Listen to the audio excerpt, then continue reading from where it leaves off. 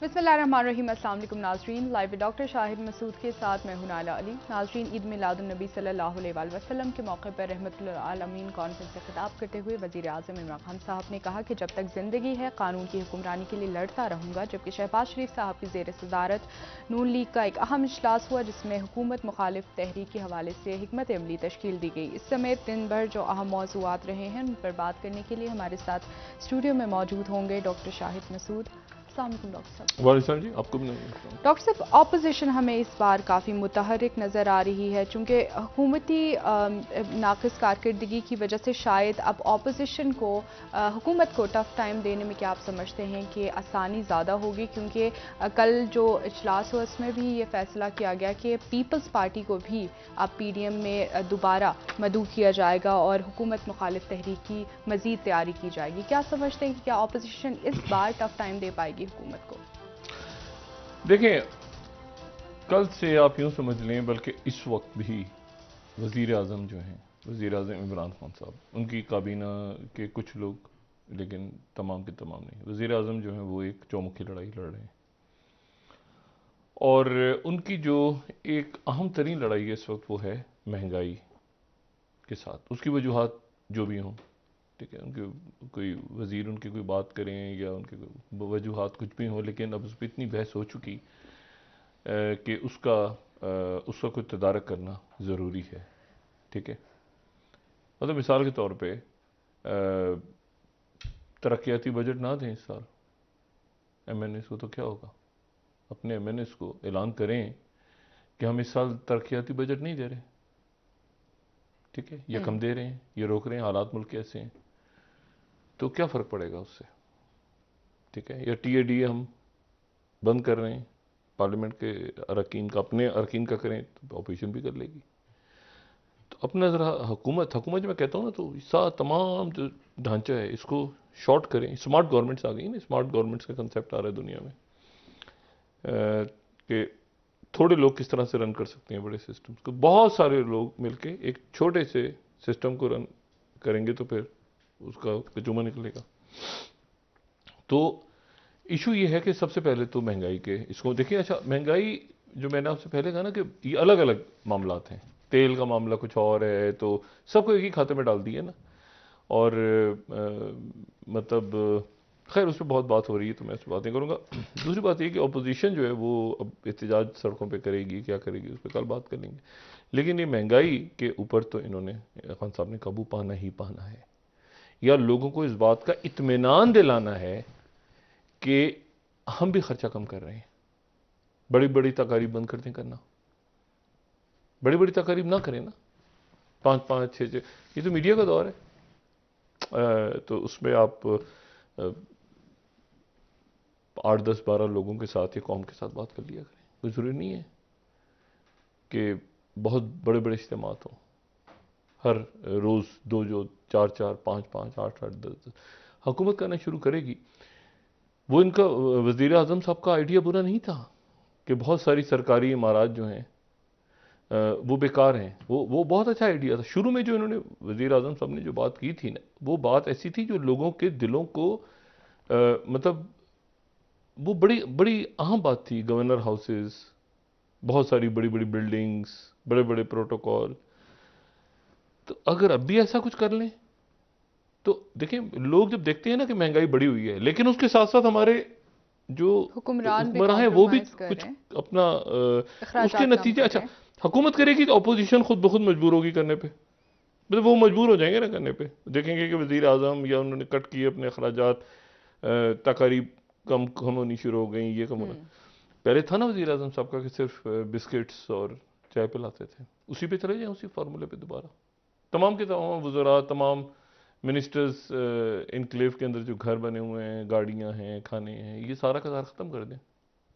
ये तो नहीं कि वज़ीर आज़म साहब जो हैं जब वो खुद मिलते हैं तो उनके सामने चाय होती है, नहीं, बाकी जो होता है बाकी। अच्छा, फिर वो भी तुम मुलाजमीन की तो मैं बात नहीं कर रहा कि जो जॉब करते हैं, क्या पता चलो उनको निकालना शुरू, नहीं।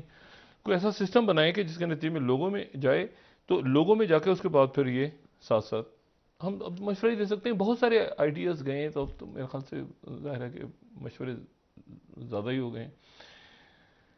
और साथ ही जो है वो फैटअप का इजलास शुरू हो गया। 2-3 दिनों के अंदर ये क्लियर होगा। मोस्ट प्रोबेबली अभी तक जो इंडिकेटर्स हैं वो ये कि पाकिस्तान गालिबन ग्रे लिस्ट में ही रहेगा, ठीक है, क्योंकि उससे निकलने की, देखें जब यहाँ से बहुत सारी शराइत पूरी करके गए और आईएमएफ ने उसके बाद बावजूद मजीद आपसे कह दिया कि और टैक्स बढ़ा दें और बिजली बढ़ा दें, ये कर दें वो कर दें, तो इसका मतलब है कि वो फैटफ के ऊपर जो है वो, ये सारे मैंने कहा ना ये पॉलिटिकल बॉडीज़ हैं। अगर इनको आप मतलब कई मुल्क आप वहाँ पे जो है अड्डे आपको नजर आएंगे मनी लॉन्ड्रिंग के और उसके, लेकिन चूंकि सफारतकारी और ये सारा आपस में लिंक्ड है, खारजा पॉलिसी, सफारतकारी, किस तरह आपकी लॉबिंग हो रही है, कौन से आपके लोग हैं, किस तरह बात करें, तो उसके नतीजे में फिर वो सारे मामला इंटरलिंक्ड होते हैं। तो एक तो बात ये हो गई।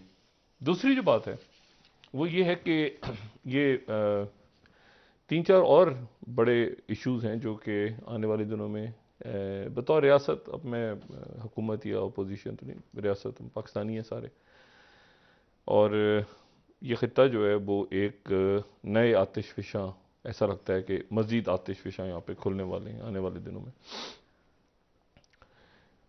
और उस पर मैं बात करने से पहले ज़रा मैं ये कॉलिन पाल जो जिनका इंतकाल हुआ है, सेक्रेटरी डिफेंस, कॉलिन पाल के हवाले से मैं ये बात सिर्फ बताऊं कि ये इनको वैक्सीनेटेड थे, ये मुकम्मल तौर पे इनको वैक्सीनेशन हो चुकी थी, और बात ये सामने आ रही है कि इनका इनका कोविड से इंतकाल हुआ। तो इसमें ये बात, अब ये एक मैसेज है कि कोविड से इनका इंतकाल हुआ, लेकिन ये वैक्सीनेटेड थे और इनको डोजेज लगी हुई थी। लेकिन उसके साथ एक इससे हमें और चीज़ समझ में आती है, वो क्या चीज़ है कि इनको ये अपनी बूस्टर डोज लगवाने का प्लान कर रहे थे, क्योंकि इनको ब्लड कैंसर की एक बड़ी लीथल किस्म थी जिसको मल्टीपल मायलोमा कहते हैं। सही। अच्छा, मल्टीपल मायलोमा जो है वो उसको मेरे साथ उसकी कुछ ज़्यादा इस किस्म के कैंसर की जो है वो एक अजब सा है, क्योंकि मेरे वालिद का इंतकाल मल्टीपल मायलोमा से हुआ था। और मल्टीपल मायलोमा जो है वो और अभी हालिया दिनों में भी नईमुल हक साहब जो थे उनका भी, और काफ़ी लोगों का जो है वो मल्टीपल मायलोमा, इसकी कोई ट्रीटमेंट एज सच नहीं है। लेकिन इसमें क्योंकि ये बोन मैरो के अंदर जो वाइट ब्लड सेल्स हैं, जिनको प्लाज्मा सेल्स कहते हैं, जो है एंटीबॉडीज बनाते हैं, जो कि मुदाफ़ियत बनाते हैं, तो वो जो मुदाफ़ियत बनाने वाले सेल्स हैं वो एंटीबॉडीज तो बना रहे होते हैं इसमें, इस किस्म के कैंसर में, लेकिन वो एबनॉर्मल एंटीबॉडीज होती हैं। वो जो एंटीबॉडी जो मुदाफ़ियत की हैं वो एबनॉर्मल एंटीबॉडीज होती हैं। अच्छा। इसी तरह से जब अगर फ़र्ज़ करें तो ये एक तरह से इम्यूनो कॉम्प्रोमाइज़ होते हैं। तो इम्यूनो कॉम्प्रोमाइज़ होने के नतीजे में फिर ये होता है कि ये चूंकि इम्यूनो कॉम्प्रोमाइज़ थे, ये अपनी 3rd डोज का वेट कर रहे थे बूस्टर का, तो दरमियान में फिर इनको जो है वो तो पता ही चल रहा है कि अगर आपको वैक्सीनेशन हो चुकी है, लेकिन अगर आप बहुत ज़्यादा लोड है वायरस का और डेल्टा और ये सारी चीज़ें, और आप बीमार हैं और ख़ास एज है आपकी, तो आप अपनी बूस्टर डोजेस और एहतियात उसी तरह से करें। ठीक। अच्छा, और अगर वैक्सीनेशन ना करवाई होती कि जी वैक्सीनेशन तो फ़र्क नहीं पड़ता, तो फिर तो आप समझें कि मतलब बहुत से कैंसर के पेशेंट्स ऐसे हैं जो बच रहे हैं इसलिए कि उन्होंने वैक्सीनेशन करवाई है, फिर उसके बाद वो बचे होंगे। लेकिन अगर इम्यूनो कॉम्प्रोमाइज्ड हो और साथ कोई प्रॉब्लम्स हो और कोई बीमारियां हो, तो इनको कोविड हुआ, लेकिन ये इनका इलाज चल रहा था मल्टीपल माइलोमा का, सही। कीमोथेरेपी हो रही सही। थी, ठीक। और उसमें फिर बूस्टर डोजेस, ये मौजूदा हुकूमत की मेहरबानी से जो मुझे एक मसला हुआ था ट्रांजिट इस्कीमिक अटैक का, तो उसके बाद मैंने 2 डोजेस वैक्सीनेशन की रूटीन और फिर 2 बूस्टर डोजेस लगवाई हैं जी। अपनी एंटीबॉडीज़ को कवर करने के लिए। शुक्रिया वज़ीर आज़म साहब। ठीक है, तो 2 मुझे यानी 4 मुझे डोजेज लेनी पड़ी हैं यानी उस कि जगह जिनकी तक पहुंचे, इम्यूनिटी क्योंकि वीक हो। जी इम्यूनिटी, मेरी इम्यूनिटी जितनी होनी चाहिए थी कर्टसी हुकूमत पाकिस्तान, वो जो है वो वीक हो गई। वीक हुई। और उसके नतीजे में ये हुआ, क्योंकि मैं दूसरी मेडिसिन ले रहा था, उनकी भी खैर क्या गलती, उनको भी क्या कहूँ मैं, लेकिन वो चूंकि मेडिसिन उसके ले रहा था, उसके नतीजे में इम्यूनिटी गिरी, तो वो 2। तो मैं इसे भी कह रहा हूँ कि अगर इम्यूनो कॉम्प्रोमाइज हैं तो उसमें आप बूस्टर डोजेज ज़रूर लें, और ये ना समझें कि आप सेफ हो गए हैं, क्योंकि वो वैक्सीन के लोड बाद। भी अपनी जगह से आ रहा है, चारों तरफ से हाँ। आपके लिए मसाइल भी खड़े हो रहे हैं, तो वो जो रिक्वायर्ड एंटीबॉडीज हैं उसके लिए फिर आपको बूस्टर डोजेज लेनी है। अच्छा, एक तो बात ये हो गई। दूसरी, आज जो है वो 19 तारीख, और ये वो 19 तारीख है जब एक्सटेंडेड ट्राइका का इजलास होना था रशिया में। वो एक्सटेंडेड ट्राइका जिसमें मॉस्को में आज होना चाहिए था, पाकिस्तान को, ईरान, पाकिस्तान को, अमेरिका को, रशिया को, चाइना, गालिबन इस तरह से बना हुआ था एक्सटेंडेड ट्राइका, लेकिन अमेरिका ने उसमें आने से इनकार कर दिया। ठीक है। अच्छा। और कल वहां पे इजलास जो अफगानिस्तान के हवाले से हो रहा है, जिसको मॉस्को फॉर्मेट कहते हैं, और जिसमें इंडिया को भी बुलाया है, और इंडिया भी वहां पे शरीक हो रहा है, और तालिबान भी जा रहे हैं, वो तालिबान जिनको अभी तक रशिया ने नहीं माना। लेकिन एक बड़ी अलामत है कि माना नहीं, लेकिन जो बात हो रही है तो तालिबान से हो रही है। तालिबान से हो रही है। अमेरिका ने भी नहीं माना, लेकिन अगर बात हो रही है तो तालिबान से हो रही है। ठीक है ना, तो इंडिया भी कल होगा और तालिबान भी होंगे, अमेरिका नहीं होगा कल भी। अमेरिका ने दोनों दिन जाने से इनकार कर दिए, कल भी नहीं कल है। भी नहीं होगा। और वजूहात क्या बताई जा रही हैं? वजूहात, अब इसकी बहुत लंबी चौड़ी कहानी है, क्योंकि ज़ल्म खलीलज़ाद को उनके ओहदे से हटा दिया गया है। जी। अच्छा, उस वक्त जबकि ये मॉस्को में ये डायलॉग होने जा रहा था, तो उन्होंने ज़ल्म खलीलज़ाद को कहा जा रहा है कि उनको बड़ी इज्जत से और ये किया, लेकिन असल में उनको हटा दिया गया उनके ओहदे से। ज़ल्म खलीलज़ाद जो हैं ये पख्तून हैं, और ये मज़ार शरीफ में इनकी पैदाइश, हम पहले भी एक दफ़ा बात कर चुके हैं। और ज़ल्म खलीलज़ाद जो हैं ये शुरू में तो इन्होंने काबुल में शायद इनकी एजुकेशन थी। मैं 2 मिनट की बात करके ना फिर मैं आता हूँ कि क्या वजूहत हो सकती हैं, लेकिन इनको इनकी ज़रा पोजीशन आप समझें। ज़ल्म खलीलज़ाद जो हैं, इनिशियल एजुकेशन इनकी काबुल की, और उसके बाद ये चले गए जो है आला तालीम के लिए अमेरिका से फिर ये आ गए लेबनान, और वहाँ पर बैरूत में, बिल्कुल बैरूत के सेंटर में एक बिल्डिंग है जहाँ अब बहुत कम लोग होते हैं, अब बड़े कम स्टूडेंट्स होते हैं, लेकिन एक ज़माने में वो भरा होता था। लेकिन आज भी सबसे बड़ी यूनिवर्सिटी का कैंपस जो है वो वहीं पे है, और बड़ा खूबसूरत कैंपस है, और वो है अमेरिकन यूनिवर्सिटी बैरूत के अंदर। तो एक ज़माने में वहाँ पर, अब कुछ अर्से पहले मैं वहाँ गया तो वहाँ पर वो इंटरनेशनल रिलेशंस और इस तरह के सब्जेक्ट्स को ख़त्म हो गए हुए हैं, और ज़ाहिर है कि वो बिल्डिंग, उसका नाम अमेरिकन यूनिवर्सिटी ही है, लेकिन यह है कि वहाँ पे बहुत ज़्यादा आपको स्टूडेंट्स जो हैं वो नज़र तो आते हैं, लेकिन ये कि इंटरनेशनल रिलेशंस या इस किस्म के सब पॉलिटिकल साइंस ऐसे सब्जेक्ट वहाँ पे नहीं होते। सही। इन्होंने, ज़ल्म खलीलज़ाद ने वहाँ जाके तालीम हासिल करनी शुरू की, और वहाँ तालीम हासिल करने के बाद जो है वो इन्होंने वहीं से बैचलर्स किया, वहीं से मास्टर्स किया, वहीं पर फिर इनकी वहीं पे शादी भी इनकी हुई। इनकी जो अहलियाँ हैं, शेरिल बर्नार्ड, वो एक ज़बरदस्त ऑथर हैं, बहुत सारी किताबें, नॉवेल्स वगैरह लिखी हैं उन्होंने। उसके बाद ये इन्वॉल्व हो गए, जाके अटैच हो गए, इन्वॉल्व हो गए बर्जिंस्की के साथ। मतलब एक बड़ा नाम बर्जिंस्की, जिमी कार्टर के जो आप समझ लें NSA। और ये वो दौर है जब ऑपरेशन साइक्लोन शुरू हो रहा है। ऑपरेशन साइक्लोन वो है, उस ऑपरेशन को ऑपरेशन साइक्लोन कहते हैं, जिसमें अफगानिस्तान के अंदर मुजाहिदीन की मदद की थी अमेरिका ने। उस पूरे प्रोसेस का नाम ऑपरेशन साइक्लोन है। ठीक है। तो ये बर्जिंस्की के साथ लगे जिमी कार्टर का दौर, और सोवियत यूनियन आ गया, तो ये बिल्कुल साथ अटैच हो गए। और उसके बाद जब रेगन आया तो ये रेगन के साथ इन्होंने कंटिन्यू किया, तो ये स्टेट डिपार्टमेंट के साथ, और फिर बिल्कुल उस दौर को इन्होंने देखा। पाकिस्तान आना जाना खूब इनका, और उस ज़माने में बहुत ज़्यादा, क्योंकि Active मैंने कहा थे ना The एक्टिव Browns। वर्जिन की खुद ही आते थे तो ये उनके साथ होते थे। सही।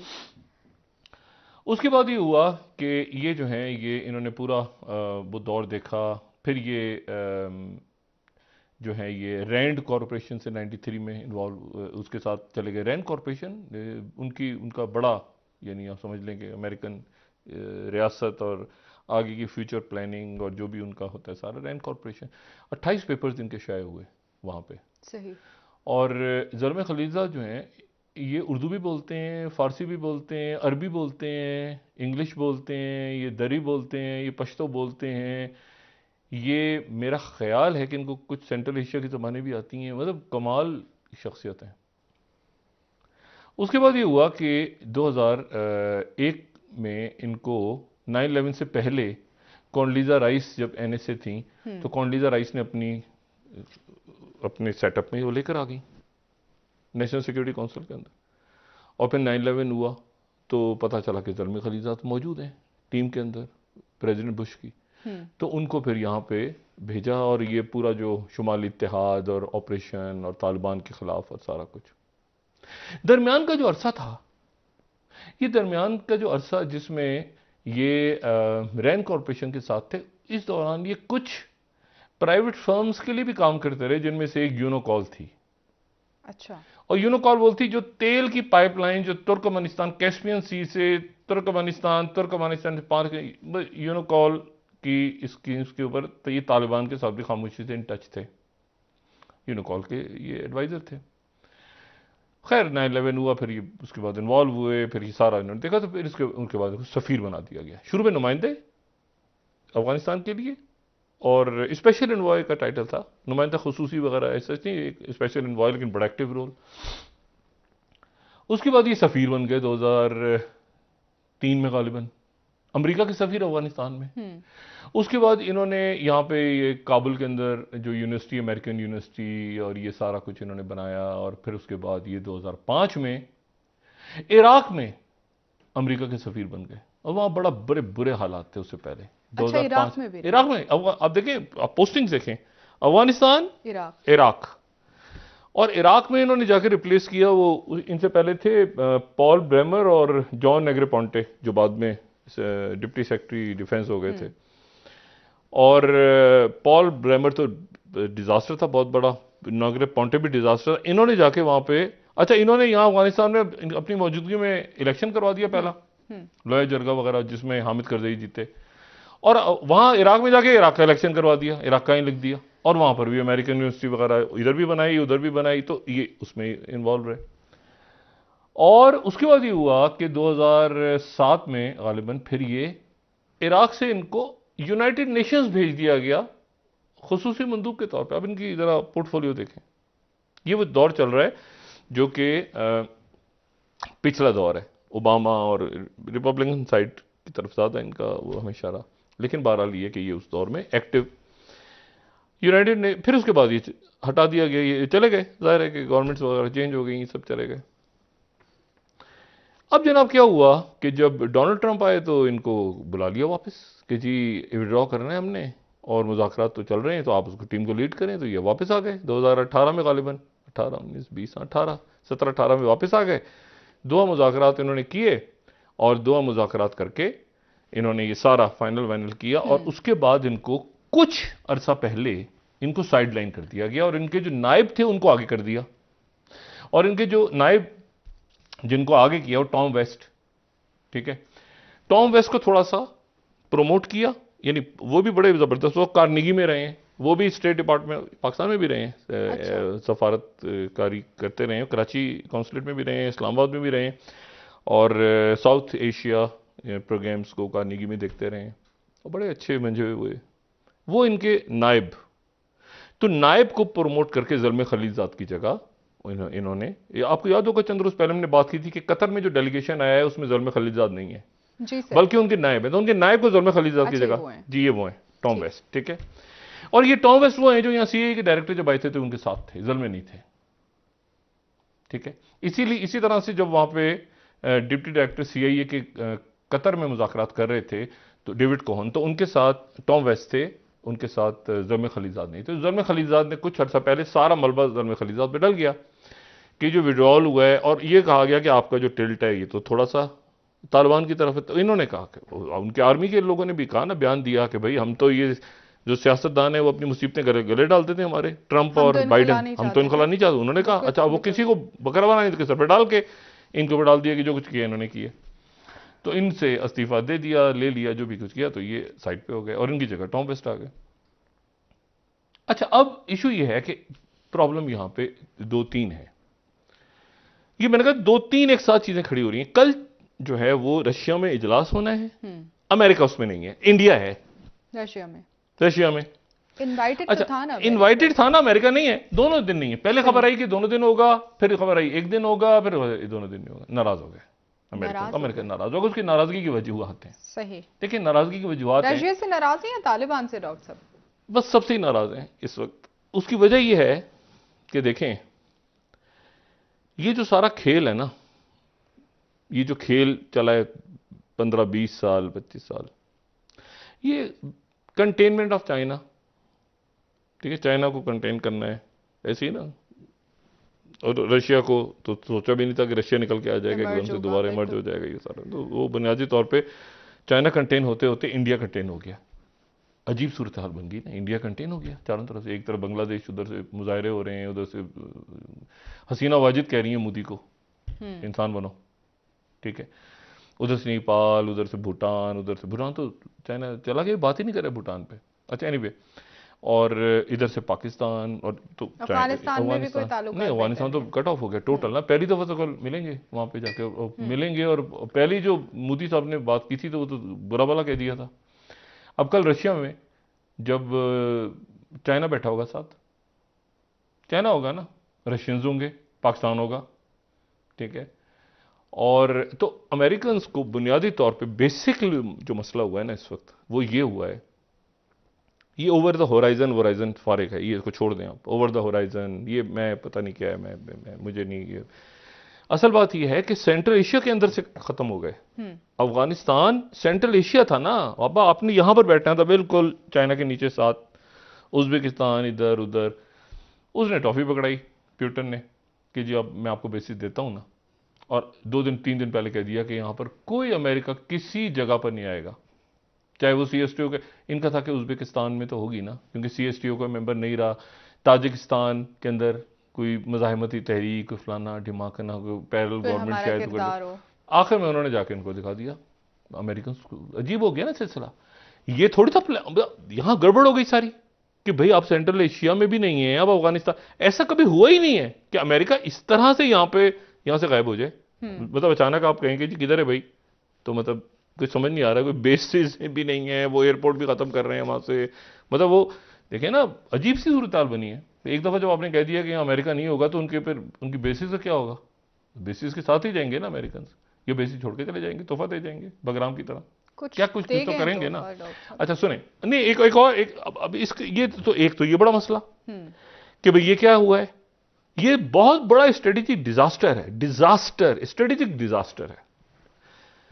अच्छा, ये वो स्ट्रेटेजिक डिजास्टर है जिससे मैं बचने की बार बार बात करता हूं कि रियासत पाकिस्तान को कुछ बड़े अहम फैसले करने हैं आने वाले दिनों में, क्योंकि वो ऐसे नहीं होगा। अब इंडिया फंस गया है, इंडिया फंसा हुआ है। और मैं बताऊं इंडिया में क्या हुआ है, एक अजब तमाशा हुआ है।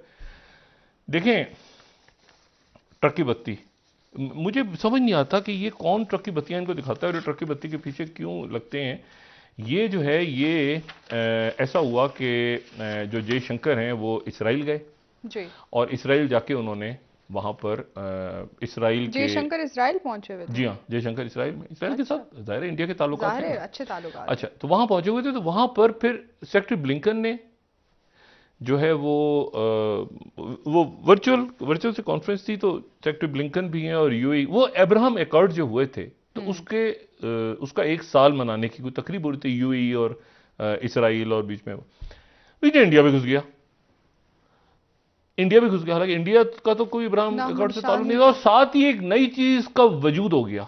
ये इनके ट्वीट्स देखें आप जरा, और वो जो नई चीज है उस नई चीज का नाम है क्वाड 2।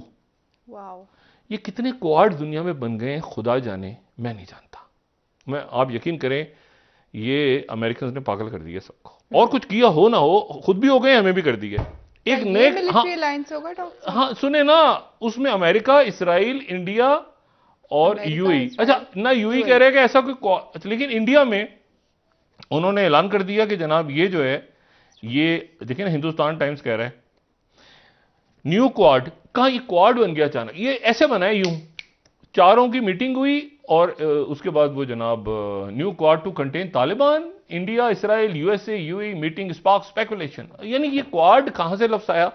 मैंने फॉलो किया इनके ट्वीट्स को, पता नहीं हमने ट्वीट्स के उनके देखे कि नहीं, लेकिन मैंने देखे जयशंकर का ट्वीट देखा, इसमें भी क्वाड का लफ्ज नहीं है।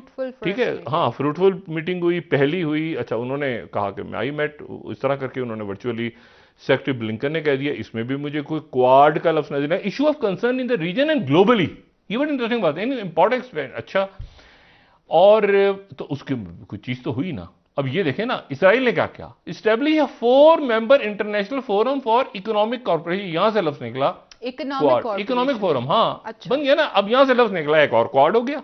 ठीक है, ये 4 उन्होंने नीचे इसराइल वालों ने 4 झंडे लगा दिए। अच्छा, अब इसके ऊपर जनाब हमारे बहुत इंडिया से राजा मोहन साहब जो हैं, मैं उनको पढ़ता भी हूँ और उनको सुनता भी हूँ, और एक ज़बरदस्त वो लिखते भी हैं। उन्होंने आज मेरे ख्याल से इंडियन एक्सप्रेस में शायद उनका छपा हुआ है क्वाड के हवाले से, मैं किसी जगह पर उनका आर्टिकल ये पढ़ रहा था, तो उन्होंने ये लिखा है उसमें कि ये जो क्वाड है, दूसरा क्वाड, ये जो क्वाड है ये बहुत अच्छा होगा। उनकी ऑब्जर्वर फाउंडेशन ने भी इसके ऊपर, जो 5वीं स्लाइड है हमारी, did the US UAE Israel trilateral dialogue force year new quad with India. अच्छा जी, फॉरन न्यू क्वाड बन गया 24 घंटों के अंदर, बने पहले 24 घंटों में बने, जो मैंने आपसे बात की ना। इकोनॉमिक टाइम्स लिख रहा है new quad in making, foreign ministers of USA, India, Israel, UAE to meet on Monday. ये कल इन्होंने कहा था, मंडे को मिले, क्वाड का ऐलान हो गया। अच्छा, इसको किसी ने क्वाड नहीं कहा। और ये मैं एक बात इनको थोड़ी सी याद दिला दूं इनकी, ये क्योंकि बहुत ज़्यादा परेशान है ना, इश्यूज हैं, ज़ाहिर है जंग चल रही है, ये तो इश्यूज प्रॉब्लम है आगे पीछे। ये बहुत बड़ी ट्रक की बत्ती है। अब आपको पता है ये क्या बात कर रहे हैं? ये कह रहे हैं कि जो पिछला क्वाड था ना, जिसमें हम जापान के साथ, ये इनके कुछ लोगों ने, कुछ जैसे हमारे यहाँ नहीं है, बहुत से लोग पावर पॉइंट ये दिखाए, कहानियां दिखाई, और उसके बाद बैठ गए, वो पावर पॉइंट के ऊपर जंगें जीत ली सोशल मीडिया पे, उस पे उस तरह का तबका इनके यहाँ भी काफी पाया जाता है। ये कहते हैं कि ये जो क्वाड है, इनके लोग उनसे पूछा कि ये क्या है, क्या भला, एक क्वाड तो था ऑलरेडी। कहते हैं नहीं, वो क्वाड मशरिकी एशिया के लिए था, ये मगरबी एशिया के लिए। उस क्वाड के जरिए हम आसियान और चाइना और इन सबको उधर देखेंगे, और ये जो क्वाड है ये यानी मगरबी एशिया का होगा, यानी मशरिक वस्ता। क्या इनमें से किसी को कोई बता सकता है? ये मैं 2 सिर्फ सजेस्ट कर सकता हूं इस मरले पे, 2 आर्टिकल्स अगर वो पढ़ लें। अच्छा, जैसे ही ये एक तो ये जो हमारी 10वीं स्लाइड है, कुछ अर्से पहले का पढ़ लें। इसराइल के साथ इंडिया अपना कर रहा है, जो भी करे इनकी मर्जी है, ठीक है, लेकिन ये ध्यान में रखें कि ये चंद दिन पहले का है, ये कुछ सालों पुराना नहीं है।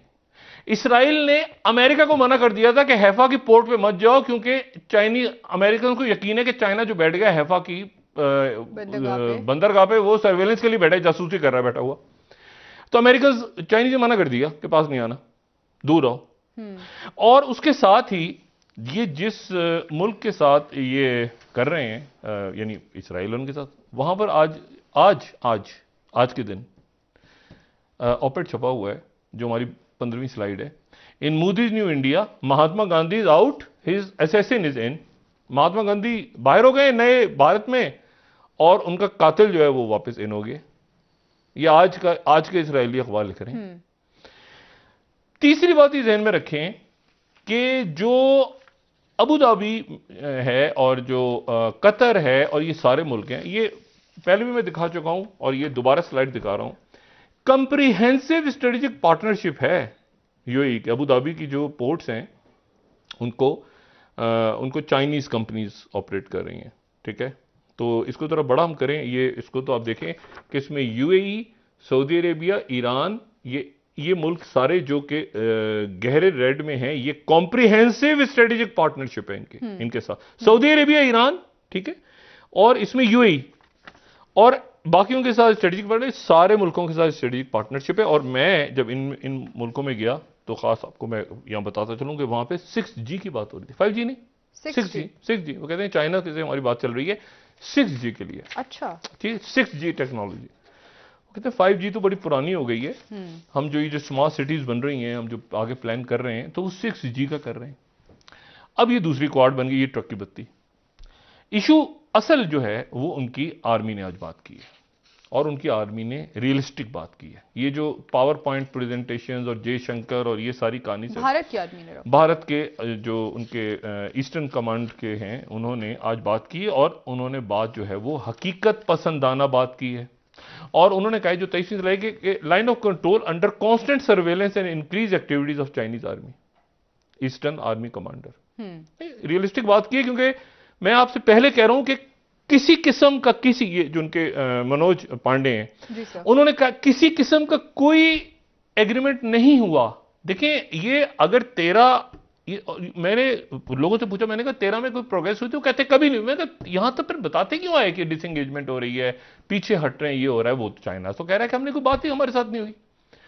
अब जनाब ये जो है इंडियन एक्सप्रेस क्या लगा रहा है, India sticking to China border protocols could be reviewed in future. अभी तक हम प्रोटोकॉल्स को फॉलो कर रहे हैं, लेकिन हो सकता है फ्यूचर में इनको हम रिव्यू करके फिर आगे करें, क्या करें, वो एक इश्यू तो है ना। देखिए चाइना अब इस मरहले पे जब चाइना के साथ एक तलखी चल रही है, अब कह रहे हैं क्वाड 2 बना रहे हैं, और अफगानिस्तान नहीं, अच्छा इकोनॉमिक, उसमें मिलिट्री है नहीं, टेक्नोलॉजी है नहीं, उसमें कोई एड है नहीं, उसमें कोई कुछ है नहीं, कुछ वैक्सीन के हवाले से बात नहीं, एक सेकंड, ये वो जो मैंने चंद रोज पहले बात की थी कि इंडो अरब मेडिटेरियन एक आइडिया बीच में आया था, ठीक है, और पिछले साल आया था ऑस्ट्रेलिया। उसको 1 मिनट दिखाएं, फिर मैं ब्रेक पे जाऊंगा, काइंडली बात कंप्लीट कर लूं।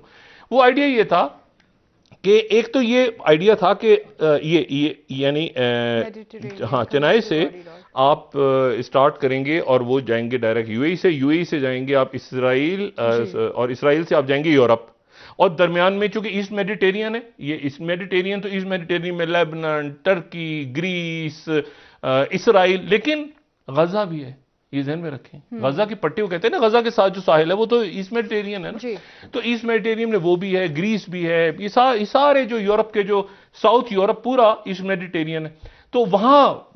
लेकिन आप मुझे बताइए कि इसमें ये मिडिल ईस्ट के अंदर हो क्या रहा है, इनको अंदाजा है किस कदर खौफनाक वहां पर, कितनी पेचीदा जंगे हैं, और कितने मतलब देखिए, नहीं, मैंने आपसे बात की, मैं आपसे कह रहा हूं कि इतने ब्लॉक्स बने हुए हैं वहां पर, अखवान, वहां पे जो है वो ईरान के साथ जो ग्रुप्स हैं, जो सऊदी अरब के साथ हैं, जो यमन में लड़ाइयां हो रही हैं, इराक का कोई सर पैर समझ नहीं आ रहा गवर्नमेंट कैसे बनेगी, लेबनान के अंदर जो है सैयद हसनुल्लाह ने स्पीच की है कल, और उन्होंने कहा कि हिजबुल्लाह इससे ज्यादा ताकतवर कभी नहीं थी जितनी अब है।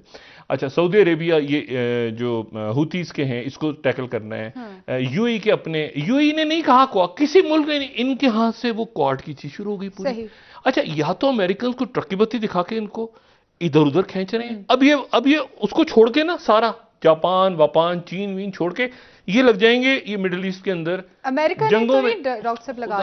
अमेरिकन खुद पीछे निकल रहे हैं। अमेरिका, ये मिडिल ईस्ट इतना खराब, अल्लाह ना करे, मिडिल ईस्ट इतना पेचीदा होने जा रहा है, ये सक इन करेगा दोबारा अमेरिका निकल जाके अभी वापस घूम रहे हैं ना इधर ही, ओवर द होराइजन, और ये सारा बेसिस चाहिए। बेसिस वो पहले बात हुई कि जी वो देखिए, बात ये है कि ये जो बेसिस का हाथ से निकलना है, ऐसे नहीं है। उज्बेकिस्तान में बड़ी मुश्किल से बेसिस में, जब टूटा है सोवियत यूनियन, एक बेस के लिए, ठीक है, ये ताजिकिस्तान के अंदर या जो उज्बेकिस्तान में या इन जगहों पे, या तुर्कमेनिस्तान, जिनको बाहर रखा गया, ये बड़ी बहुत लंबी लॉन्ग टर्म स्ट्रेटेजी है, बड़ी लॉन्ग टर्म। सर एक ब्रेक ले लेते हैं। टॉम राइट ये प्रेसिडेंट बाइडेन के साथ जो नेशनल सिक्योरिटी की थी, उनके साथ पहले काम कर चुके हैं। अच्छा, सही, इनका 10 साल का एक्सपीरियंस है स्टेट डिपार्टमेंट का। सही, ठीक है सर, अमेरिकी पॉलिसी पर भी आपसे मज़ीद बात करेंगे। नाज़रीन एक ब्रेक ले लेते हैं, हमारे साथ रहिएगा।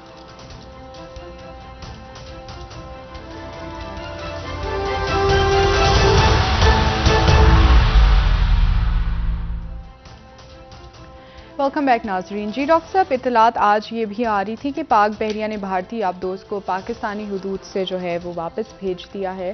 इतलात के हवाले से आप क्या कहेंगे, और भारतीय इन्वॉल्वमेंट अब LOC की बजाय नहीं, यहाँ तो मेरा नहीं ख्याल कि कोई महाज खोलेंगे वो। इस वक्त बहुत सारे मसाइल उनमें, वो मेरे तो भूरी भटके कोई आवारा सी उनकी आबदोज निकल आई होगी इस तरफ, वरना इस वक्त तो कोई मेरा नहीं ख्याल कि महाज को खोलने का उनका इरादा होगा, या सोच भी सकते हैं। क्योंकि लेकिन यहाँ पे एक्सीडेंट के चांसेस बहुत हैं, एक्सीडेंट्स के चांसेस। मैंने कहा ना कि इतनी ज़्यादा जब फौजें खड़ी हों, इतना ज़्यादा असला मूव कर रहा हो, सफारतकारी अरूज पे हो, कौन सा जुमला क्या, आप देखें ना इस वक्त आज पाकिस्तान में क्या डिस्कस हो रहा है। ज़ाहिर है महंगाई है, इशू है, सियासत है, सब कुछ हो रहा है। लेकिन मुझसे अगर आप पूछें तो ये रशिया की कॉन्फ्रेंस बहुत इंपॉर्टेंट है, और ज़ुल्म खलीजात के इस मरहले पे हटना, और उसके बाद इंडिया क्या ईरान 27 तारीख तक क्या हालात पैदा होते हैं इस खत्ते में। 27 को ईरान ने नेबर्स को बुलाया हुआ है और रशिया को बुलाया हुआ है, इंडिया उसमें नहीं है। अमेरिका ने बाइकआउट कर दिया है सारा।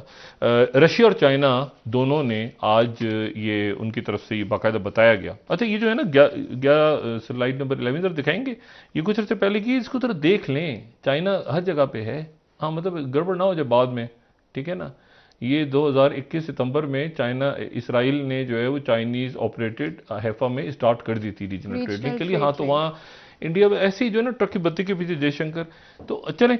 अच्छा, तो मैं जो बात कर रहा हूँ वो मैं सिंपली तक ये बात कहने जा रहा हूँ कि एक तो ये है कि बाकायदा आज चाइना ने अमेरिका से कहा है कि हमें बताएं कि वो जो आपकी न्यूक्लियर सबमरीन किसी नामालूम शय के साथ टकरा गई थी चंद रोज पहले, उसकी वजाहत पेश करें।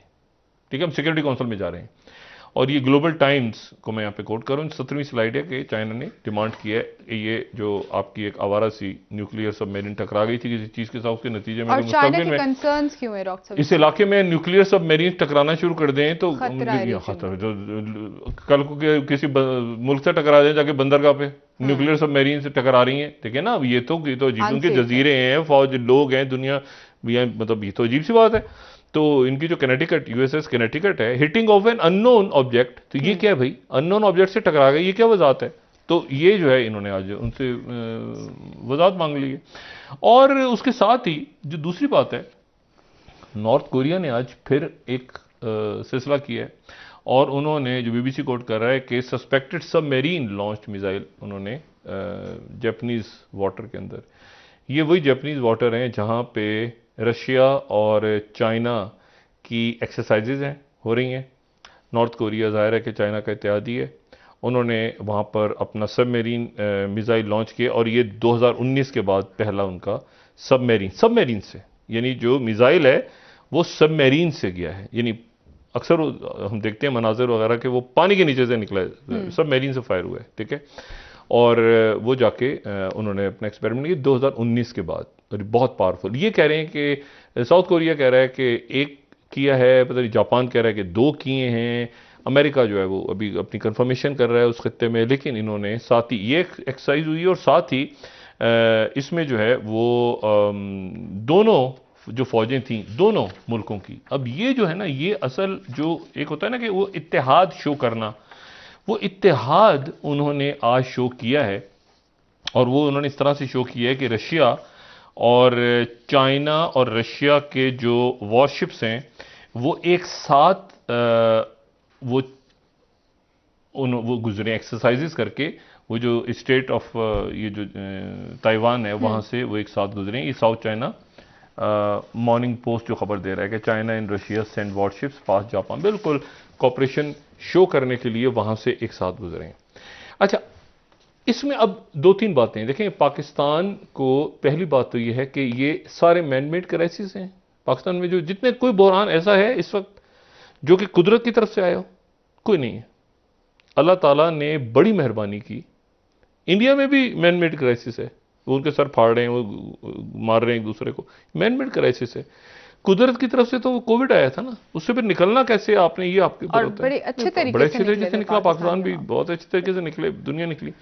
अब इश्यू ये कि चूंकि कुछ अब ये मैनमेड क्राइसिस है, और इस वक्त क्या हो रहा है कि पैसे कैसे खाने हैं तेल में, उसमें कितना कमीशन कमाना है, उसमें क्योंकि उसकी वजह यह है कि वो सारे पिछले कमीशन, देखिए आपको याद है एक कर्ज कितना बुनियादी था कि पिछले 50-60 सालों में या 70 सालों में या 20 साल कर देते, 25 साल के, पाकिस्तान ने कर्जे कितने लिए हैं बाहर से? वो एक कमीशन बना था ना, एक कर्जा कमीशन बनाया था, वो कमीशन ही गायब हो गया। वो कितनी इंपॉर्टेंट बात थी कि हमने कितने कर्जे लिए हैं, हमने कर्जे कितने लिए हैं। अब ये जुमले रोज, अभी हम नवाज शरीफ के कर्जे उतारते उतारते मर जाएंगे, अभी हम उनके कर्जे उतारते उतारते मर जाएंगे, अब मुशर्रफ दौर के कर्जे मर जाएंगे ओ भाई एक सेकंड, वो कर्जा कमीशन रिपोर्ट क्यों नहीं सामने लाए? हमें पता चले कि इस दौर में इतना कर्जा लिया है और ये कर्जा लेके मतलब 3000 साल में उतरेगा या 10,000 साल में उतरेगा या कैसे उतरेगा, बस कितना है, कितना। बहुत शुक्रिया। हर थोड़े दिन के बाद ये होता है। अभी IMF पैसे देगा तो मेरी सेहत पे क्या असर पड़ेगा? वो कर्जा उधर से वो कर्जे में चले गए। नहीं भाई, मसला ये है कि ये इसको कहीं खत्म करना है। जब तक लोगों को आप ये नहीं बताएंगे कर्जे कितने लिए, मर गए बेनज़ीर कह के हफीज शेख साहब से। हफीज शेख साहब ने बताया ही नहीं कि फिर कर्जा कमीशन होना। आप यकीन करें कि लोग, पहले दफा मैंने सोचा, मैंने कहा यार खुदा का वास्ता खान साहब ये बता दें हमें किसी तरह इस कर्जा कमीशन से कि अच्छा उनके जो जिनको चेयरमैन लगाया था उनको पता चला कि उन पे वो डिप्टी चेयरमैन नैब थे, उनके नैब के केस निकला, इसलिए उनको हटा दिया गया नैब के। बहुत शुक्रिया डॉक्टर साहब, प्रोग्राम का वक्त खत्म हो रहा है। नाज़रीन कल इंशाल्लाह दोबारा आपसे मुलाकात होगी। मुझे नाइला अली को इजाजत दीजिए, अल्लाह हाफ़िज़। जी डॉक्टर साहब, हाँ, सबको चौमुखी लड़ाई लड़नी है, उसके लिए तैयार हो जाएं। और ये मैन मेड क्राइसिस है, इनसे ये देखें एहतजाज वगैरह, अवाम साथ हो ना, अवाम साथ हो, अवाम, ये शहर की दलदलें नहीं, अवाम साथ हों और वो देख रहे हो कि हमारे हुक्मरान भी हमारी ही तरह, हुक्मरान से मुराद इमरान खान साहब की मुकम्मल काबीना और हुकूमत, तो फिर वो सोचते हैं संजीदगी के साथ वाकई कोई प्रॉब्लम है। रोज़ अगर स्कैंडल निकलना शुरू हो जाए तो फिर गड़बड़ हो जाती है। अपना दोस्तों, रिश्तेदारों, गिरदो नवाह के लोगों का सब ख्याल रखिएगा। अल्लाह हाफ़िज़।